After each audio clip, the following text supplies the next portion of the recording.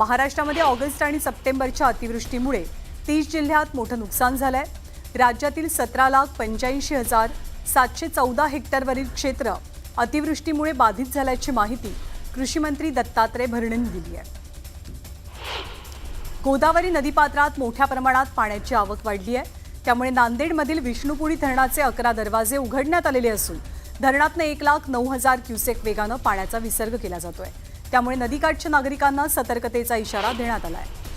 जळगाव जिल्ह्यात झालेल्या मुसळधार पावसामुळे भुसावळ तालुक्यातील वाघूर धरणात पाण्याची आवक वाढली आहे। त्यामुळे धरणाचे 20 दरवाजे 1 सेंटीमीटरने उघडण्यात आले असून 65,000 क्युसेकने तापी नदीपात्रात विसर्ग होतोय। पाण्याच्या विसर्गामुळे साकेगावच्या वाघूर नदीला पहिल्यांदाच पूर आला। जळगावच्या पाचोरा तालुक्यात ढगफुटी सदृश पाऊस पडला। पावसामुळे वाडी शेवाळे गावात इंद्रायणी नदीवरच्या पुलाचा भराव वाहून गेलाय। त्यामुळे वाडी शेवाळे, पिंपळगाव आणि हरेश्वर या मार्गावरची अवजड वाहतूक बंद करण्यात आली आहे। सातपुडा पर्वतरांगेत ढगफुटी सदृश पाऊस झाल्यानं पर्वतरांगांच्या पायथ्याशी असलेली कुऱ्हा, हिवरा, उमरा, पारंबी, राजुरा, वडोदा ही गावं पाण्याखाली गेली आहेत। नदी नाल्यांना पूर आल्यामुळे शेतीसह नागरिकांचं मोठं नुकसान झालंय। भुसावळ तालुक्यातील सुनसगाव आणि नसीराबाद गावांचा संपर्क तुटलाय। त्यामुळे सुनसगाव नशीराबाद मार्गावरनं प्रवास न करण्याचं आवाहन जिल्हा प्रशासनाकडून केलं जात आहे। जळगावच्या पाचोरा तालुक्यातील शिंदाड, राजुरीसह अनेक गावात पुराचं पाणी शिरलं। गावातली घरं पाण्याखाली गेल्यामुळे ग्रामस्थांना घरांच्या छतावरती उभं राहून रात्र काढावी लागली। सातपुडा पर्वतरांगेत झालेल्या पावसामुळे गौरक्ष गंगा नदीला पूर आलाय। पुराच्या पाण्यातनं जळगावच्या काकोडा गावातील 25 वर्षीय तरुण किरण सावळे हा वाहून गेला। अजिंठा पर्वतरांगात ढगफुटी सदृश पाऊस पडला। त्यामुळे जळगाव जिल्ह्यातील 3 तालुक्यात पूर परिस्थिती पाहायला मिळते। जिल्हा प्रशासनाकडून तातडीनं पंचनाम्याची प्रक्रिया सुरू असून नागरिकांनी कोणत्याही धोकादायक इमारतींमध्ये थांबू नये असं आवाहन केलं गेलंय। वाशिम जिल्ह्यातल्या शेलू बाजारसह परिसरात मुसळधार पाऊस पडला। पावसामुळे शेलू बाजारच्या मुख्य चौकातील भारतीय स्टेट बँक, सेंट्रल बँक तसंच खासगी व्यावसायिकांच्या दुकानांमध्ये पावसाचं पाणी शिरलं। यामुळे व्यावसायिकांचं मोठं नुकसान झालंय। मनमाड आणि मालेगावसह नाशिक जिल्ह्याच्या ग्रामीण भागात पावसानं धुमाकूळ घातला। पावसामुळे काढणीला आलेल्या बाजरीला फटका बसलेला असून शेकडो एकरांवरील बाजरीचं पीक जमीनदोस्त झालंय। पुण्याच्या आंबेगाव तालुक्यातील अवसरी बुद्रुक परिसरात झालेल्या जोरदार पावसामुळे गावातल्या मुख्य ओढ्याला पूर आला। या पुरामुळे गावातली स्मशानभूमी पाण्याखाली गेली आहे। 10 वर्षात पहिल्यांदाच ओढ्याला पूर आल्यामुळे नागरिकांची गैरसोय होतीये। लातूर शहर आणि परिसरात मुसळधार पाऊस बरसला। या पावसामुळे नदी नाले दुथडी भरून वाहत आहेत। दरम्यान मांजरा, तावरजा, रेणा या प्रकल्पातनं विसर्ग सुरू झाला असल्यानं नदीकाठच्या गावांना सावधानतेचा इशारा दिला जातोय।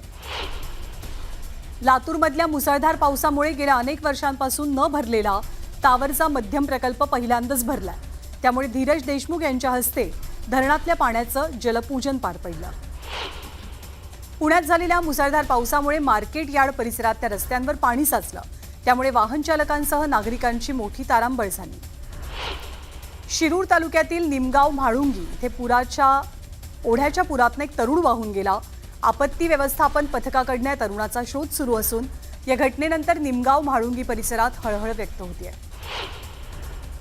वाशिम जिल्ह्यामधल्या रिसोड, मालेगाव आणि वाशिम या 3 तालुक्यांना मुसळधार पावसानं झोडपलंय। पावसामुळे सोयाबीन आणि तूर या खरीप पिकांचं अतोनात नुकसान झालंय। नदी नाल्यांना पूर आलाय। त्यामुळे नदीकाठची शेती खरडून गेली आहे। अमरावती जिल्ह्यातल्या शिराजगाव कसबा इथे मुसळधार पाऊस पडला। पावसामुळे रस्त्यांना नदीचं रूप आलं। सोयाबीन आणि कापूस या पिकांचं नुकसान झाल्यामुळे शेतकरी संकटात आहे। परभणी जिल्ह्यात झालेल्या मुसळधार पावसामुळे शेतात पाणी साचलंय। पिंगळी, टाकळी आणि धर्मापुरीसह अनेक ठिकाणी पिकांचं मोठं नुकसान झालंय। त्यामुळे तात्काळ मदत द्यावी अशी मागणी शेतकऱ्यांची आहे। अतिवृष्टीमुळे चंद्रपूर जिल्ह्यातील 8,621 हेक्टर क्षेत्रातली पिकं उद्ध्वस्त झाली आहेत। पावसाचा सर्वाधिक फटका वरोरा, भद्रावती, राजुरा, जिवती कोपरना, चंद्रपूर, ब्रह्मपुरी, नागबीड, सिंदेवाही, मूल, सावली आणि पोंभुर्णा या तालुक्यांना बसलाय। वर्धा जिल्ह्यामध्ये गेल्या आठवड्याभरापासून कोसळत असलेल्या पावसामुळे जनजीवन विस्कळीत झालंय। पिकांचंही मोठ्या प्रमाणात नुकसान झालंय। उत्तर पुणे जिल्ह्यात गेल्या 2 दिवसांपासून पाऊस बरसतोय। सध्या कोथिंबिरीची आवक कमी असल्यानं चांगला बाजारभाव मिळतोय। त्यामुळे अवसरी बुद्रुक गावातल्या शेतकऱ्यांनं भर पावसात कोथिंबिरीची काढणी केली। गंगाखेड शहरातून वाहणारी गोदावरी नदी दुथडी भरून वाहते। गोदावरी नदीवरती बांधण्यात आलेल्या बॅरेजेस आणि धरणांमधनं सोडण्यात आलेल्या पाण्यामुळे घाट परिसरात पूरसदृश परिस्थिती पाहायला मिळते। गोदावरी घाट परिसरातली मंदिरं सुद्धा पाण्यात गेली आहेत। बुलढाणा जिल्ह्यातील सिंदखेड राजा तालुक्यात दुसरबीड आणि किनगाव राजा परिसरात ढगफुटी सदृश पावसानं हाहाकार माजवला। काही तासांच्या पावसानं सोयाबीनसह कपाशीच्या पिकांचं मोठं नुकसान केलंय, त्यामुळे शेतकरी हवालदिल आहे। शेतीलाही तलावाचं रूप आल्यामुळे शेतकरी आर्थिक संकटात सापडलाय। जालना जिल्ह्यात झालेल्या मुसळधार पावसामुळे शेती पिकांचं अतोनात नुकसान झालंय। अंबड तालुक्यातील महाकाळा शिवारामध्ये जरांगे पाटील यांनी शेतातल्या नुकसानग्रस्त पिकांची पाहणी केली। अकोल्यामधल्या काटेपूर्णा प्रकल्पाच्या पाणलोट क्षेत्रात पाऊस बरसू लागल्यानं काटेपूर्णा प्रकल्पाचे 4 दरवाजे उघडण्यात आले। नदीत पाण्याचा विसर्ग सुरू झाल्यानं नदीकाठच्या गावांना सतर्कतेचा इशारा दिला गेलाय। अहिल्यानगर जिल्ह्यात झालेल्या मुसळधार पावसाचा पाथर्डी तालुक्यातील करंजी परिसराला फटका बसला। सलग 2 दिवस पावसानं जोर धरल्यानं शेतीसह घरांचंही नुकसान झालंय। बुलढाणा जिल्ह्यात बरसलेल्या मुसळधार पावसामुळे नदी नाले दुथडी भरून वाहत आहेत। खडकपूर्णा प्रकल्पाचे 19 दरवाजे उघडण्यात आलेत, तर पेनटाकळी प्रकल्पाचे 5 दरवाजे खुले झाले। पाण्याचा विसर्ग वाढवल्यामुळे नदीकाठच्या गावांना सतर्कतेचा इशारा दिला जातोय।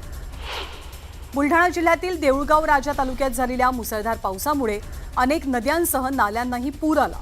आमना नदीला पूर आल्यामुळे नदीचं पाणी शाळेसह शेत शिवारात शिरलंय, त्यामुळे नागरिकांसह शेतकऱ्यांचं नुकसान होत आहे। चंद्रपूर जिल्ह्यातील वर्धा आणि पैनगंगा या नद्यांना आलेल्या पुरामुळे नदीकाठावरचे शेतकरी सध्या चिंतेत आहेत। कोरपना, राजुरा आणि गोंडपिंपरी या तालुक्याला सर्वाधिक फटका बसलाय, त्यामुळे शेतकरी आर्थिक संकटात सापडले आहेत। एक मोठी बातमी आहे। राज्याचे उपमुख्यमंत्री आणि अर्थमंत्री यांनी बीडमधल्या नुकसानग्रस्त भागाची पाहणी केली आहे। गेवराईमध्ये नुकसानग्रस्त भागाचा अजित पवारांनी आढावा घेतला। नुकसानग्रस्त पट्ट्यामध्ये तात्काळ पंचनामे करावेत असे आदेश सुद्धा अजित पवारांकडून देण्यात आलेत आणि बीड जिल्हाधिकारी कार्यालयात जाऊन एक आढावा बैठक सुद्धा राज्याचे अर्थमंत्री घेतील।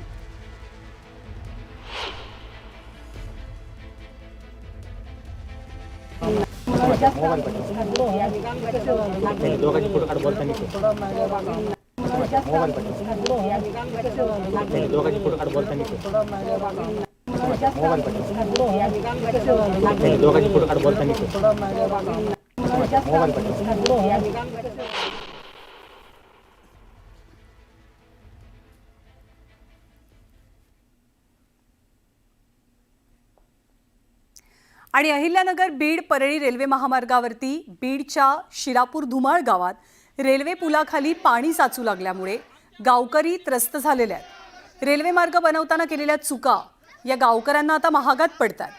200 लोकवस्ती असलेल्या 3 वस्त्यांचा गेल्या 8 दिवसांपासून संपर्क तुटलेला आहे आणि अनेकदा पाठपुरावा करून सुद्धा रेल्वे प्रशासन आणि महसूल प्रशासन या प्रश्नाकडे दुर्लक्ष करत असल्यानं गावकऱ्यांनी आता रेल रोको आंदोलनाचा इशारा दिलाय। अहिल्यानगर बीड परळी रेल्वे महामार्गाचं उद्या उद्घाटन होणार आहे। तत्पूर्वी जर बघितलं तर बीडच्या शिरपूर धुनाळ गावातील गावकरी आक्रमक झालेले आहेत। माझ्या पाठीमागे दाखवतोय हा रेल्वे पूल आहे आणि या रेल्वे पुलामध्ये गुडघाभर पाणी नव्हे तर अक्षरशः गळ्यापर्यंत पाणी असतं आणि त्यामुळं इथला जो दळणवळणाचा मार्ग आहे तो पूर्णतः बंद पडलेला आहे। रेल्वे प्रशासनाच्या चुकीच्या कामामुळे इथं खूप मोठ्या अडचणींचा सामना करावा लागतोय। समोर पाहतोय अशा पद्धतीने येत असताना इथून जे रोजचं दळणवळण आहे ते देखील पूर्णतः ठप्प झालेलं आहे। इथून शेतामधून काही वाहतूक करायची असेल, माल वाहतूक करायची असेल ती देखील खूप मोठ्या अडचणीचा सामना करावा लागतोय आणि हे गावकरी आक्रमक आहेत। महिला देखील या ठिकाणी आहेत। आपण समोर पाहतोय खूप मोठ्या प्रमाणात महिला आणि इथलचे जे शेतकरी आहेत ते देखील आक्रमक झालेले आहेत आणि या संदर्भात अनेक वेळा निवेदन देऊन देखील कुठलाही प्रश्न सुटत नाही। त्यामुळे उद्या खूप रेल्वे जी येणार आहे त्या संदर्भामध्ये त्यांनी टोकाचा इशारा दिला। काय सांगाल, नेमकी काय मागणी तुमची आणि आता इथं प्रशासन कशा पद्धतीने तुमच्या मागण्याकडे मान्य करत नाही? एक तर उद्या 17 सप्टेंबर मराठवाडा मुक्ती संग्राम दिन आहे आणि बरेच दिवसानंतर ही बीडवासी शेतकऱ्यांचं सगळं स्वप्न पूर्ण होणार आहे की रेल्वे येणार आहे, सगळीकडे आनंद उत्सव आहे. परंतु आमचं दुःख असं आहे की प्रशासनाने लक्षच दिलं नाही.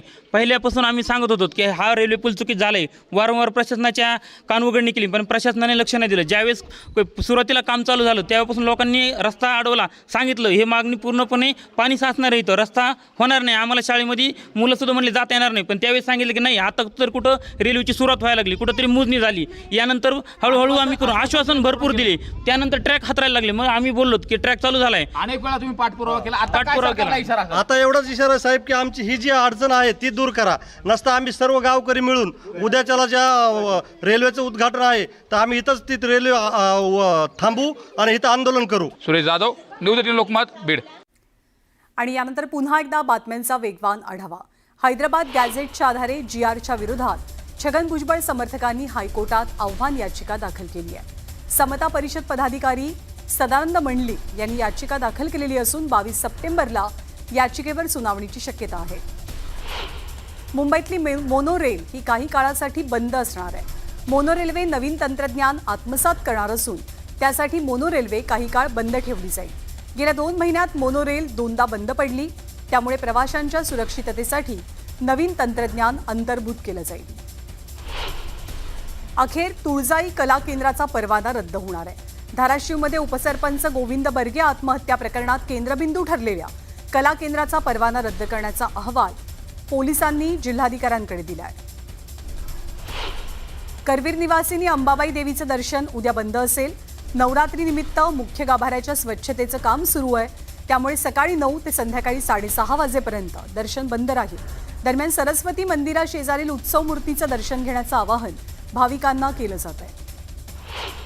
नवरात्रोत्सवानिमित्त विठ्ठल रुक्मिणी मातेच्या सोन्याच्या दागिन्यांची डागडुजी सुरू आहे. शिवकालीन, पेशवेकालीन, शिंदे आणि होळकर यांच्या काळातील सुमारे 400 ते 600 वर्षांपूर्वीच्या पुरातन दागिन्यांची पुन्हा एकदा डागडुजी केली जाते.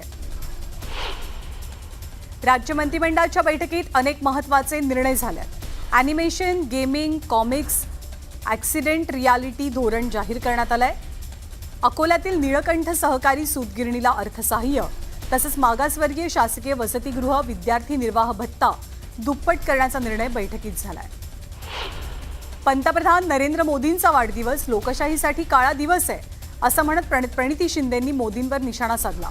देशामध्ये अघोषित आणीबाणी, मतांची चोरी, विरोधकांचा आवाज दडपणं असे प्रकार सुरू असल्याचं प्रणिती शिंदे म्हणतात. वर्धा जिल्ह्यातील जनजीवन मिशनच्या योजना रखडलेल्या आहेत. यावरनं जलजीवन मिशन बैठकीत आमदार समील कुणावार हे अधिकाऱ्यांवर चांगलेच बरसले. कामं सुरू न करणाऱ्या कंत्राटदारांना काळ्या यादीत टाका असे आदेश त्यांनी दिलेले आहेत.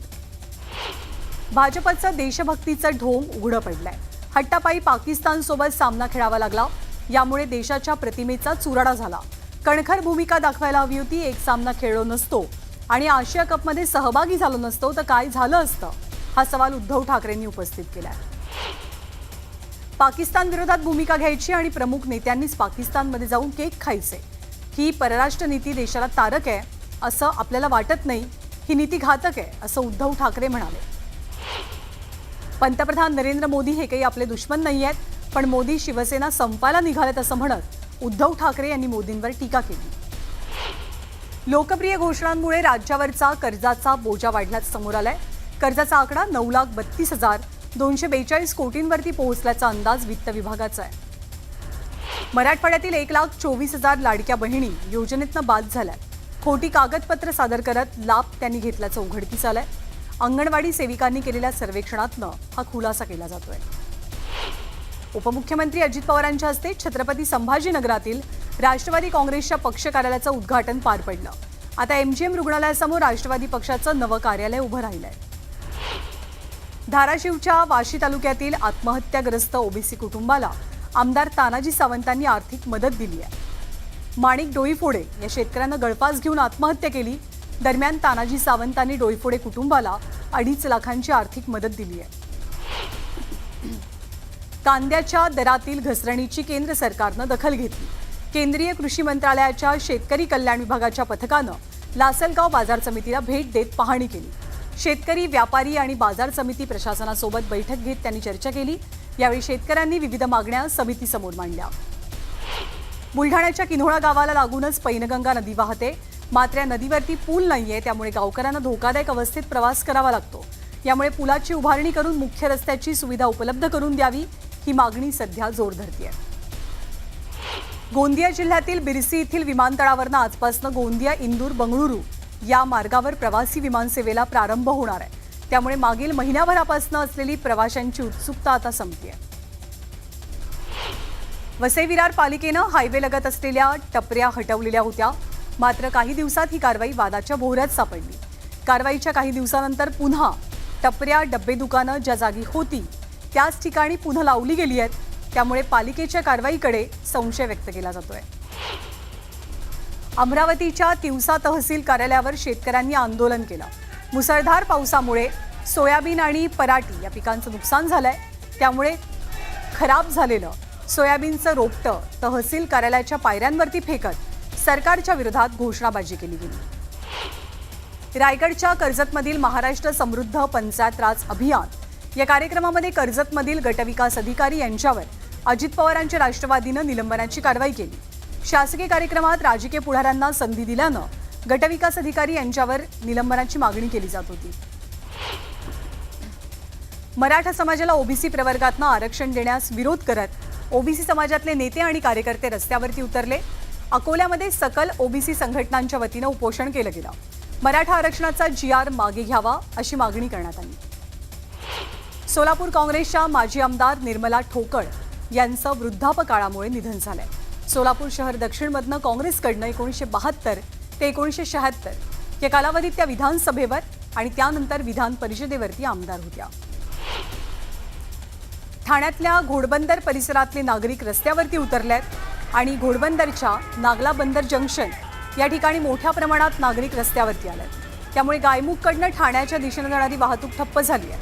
रस्त्यावरचं निकृष्ट दर्जाचं काम आणि त्यामुळे होणाऱ्या अपघातामुळे घोडबंदर रोडवरचे रहिवासी आक्रमक झाले. अकोला शहरात ईदच्या दिवशी औरंगजेबाच्या फोटोला दुधानं स्नान घालण्यात आल्यामुळे वातावरण तापलं. या प्रकरणी पोलिसांनी 10 जणांवर गुन्हे दाखल केलेत तर 3घांना अटक झाली आहे. महाराष्ट्र गोवा राज्याच्या सीमेवरती ओंकार नावाच्या हत्तीनं धुडगूस घातलाय.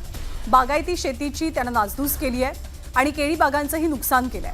यावेळी 25 कर्मचारी आणि ड्रोन कॅमेराच्या माध्यमातून या हत्तीवरती वन खातं सध्या नजर ठेवून आहे. रत्नागिरी जिल्ह्यातील दापोली बस आगारात कचऱ्याचं साम्राज्य पसरलंय. प्लास्टिकच्या बाटल्यांचा खच पडून प्रवाशांना गैरसोयीचा सामना करावा लागतोय. त्यामुळे आजारांचा धोकाही वाढलाय. प्रशासनाकडनं सध्या स्वच्छता मोहिमेचं नियोजन न झाल्यानं दापोली बस आगाराची व्यवस्था दिवसेंदिवस बिकट बनू लागली आहे. मनसर येथील दर्ग्याखाली असलेल्या भुयारवादावरती पुण्याच्या जिल्हाधिकारी कार्यालयात पार पडलेल्या बैठकीत समाधानकारक तोडगा निघाला. त्यामुळे परिसरात शांतता प्रस्थापित होण्यास मदत होणार आहे. 2024 साली नायब तहसीलदार यांच्या माध्यमातून देण्यात आलेले जन्माचे दाखले रद्द करण्याच्या शासन निर्णयाविरोधात अकोला जिल्ह्यातील मूर्तिजापूर इथे सर्वपक्षीय सामाजिक संघटनांनी एकत्रित येऊन पंतप्रधान मोदींना निवेदन पाठवलं. काही नागरिकांनी न्यायालयामध्ये धाव घेतलेली असून न्यायालयाकडनं योग्य न्याय मिळेल अशी अपेक्षा व्यक्त होते. महाराष्ट्रातील बंजारा समाजाचा ST प्रवर्गात समावेश व्हावा या मागणीसाठी सोलापूरमध्ये बंजारा समाजानं भव्य मोर्चा काढला. यावेळी हजारोंच्या संख्येनं सहभागी झालेल्या बंजारा बांधवांचा जनसागर पाहायला मिळाला. सोलापुरात बंजारा समाजाचा भव्य मोर्चा निघालेला. बंजारा समाजाला ST प्रवर्गातनं आरक्षण द्यावं या मागणीसाठी बंजारा समाज रस्त्यावरती उतरलाय. देवळा तालुक्यातील शेतकरी आक्रमक झालेत. कांद्याच्या भावात सततची घसरण सुरू असल्यामुळे शेतकऱ्यांच्या संतापाचा उद्रेक झालाय. संतप्त शेतकऱ्यांनी बाजार समितीच्या बाहेर रास्ता रोको आंदोलन करत कांद्याला योग्य भाव देण्याची मागणी केली आहे. अखिल भारतीय मराठी नाट्य परिषदेच्या कोल्हापूर शाखेतर्फे दिला जाणारा संगीत सूर्य केशवराव भोसले स्मृती पुरस्कार ज्येष्ठ सिने अभिनेते अशोक सराफ यांना जाहीर झालाय. 51,000 रुपये, शाल, श्रीफळ, पुष्पगुच्छ आणि मानपत्र असं या पुरस्काराचं स्वरूप आहे. नाशिकच्या देवळा तालुक्यात शिवनिश्चल सेवाभावी ट्रस्टच्या वतीनं न्यूज 18 लोकमतचे वृत्तनिवेदक विलास बडे यांना शिवनिश्चल पुरस्कार देऊन सन्मानित करण्यात आला. माजी केंद्रीय कृषी मंत्री आणि पद्मविभूषण शरद पवार यांच्या हस्ते हा पुरस्कार प्रदान झाला. PMRDA, चाकण नगर परिषद आणि MIDC यांनी संयुक्तपणे चाकण परिसरात अतिक्रमण हटाव मोहीम राबवली. चाकणमधील वाढत्या वाहतूक कोंडीवरती उपाय म्हणून ही कारवाई करण्यात आली आहे. कोळसेवाडी पोलीस स्थानकातील राडा प्रकरणात भाजपचे माजी आमदार गणपत गायकवाड आणि शिवसेनेचे माजी नगरसेवक निलेश शिंदे यांच्यासह अन्य 3 जणांची निर्दोष मुक्तता झाली आहे. 2014 साली कल्याण कोळसेवाडी पोलीस स्थानकात वरिष्ठ पोलीस निरीक्षकांच्या केबिनमध्ये राडा घातल्याप्रकरणी गुन्ह्याची नोंद झालेली.